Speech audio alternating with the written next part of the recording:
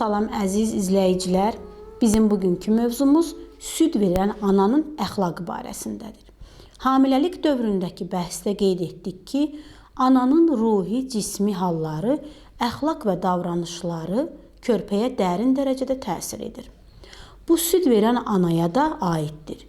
Onun yaxşı və pis əməlləri, ruhi vəziyyəti və qidalanması süd vasitəsilə körpəyə öz dərin təsirini göstərir.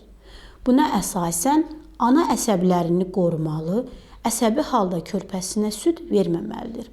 Eyni zamanda bacardıqca günahlardan çəkinməli, hətta günah etməyi fikrində belə canlandırmamalıdır.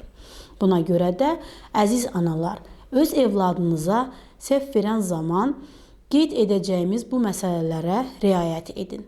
Birincisi, öz sakitliyinizi qoruyun və əsəbləşməyin. İkincisi, süd verən zaman Bismillahirrahmanirrahim deyin.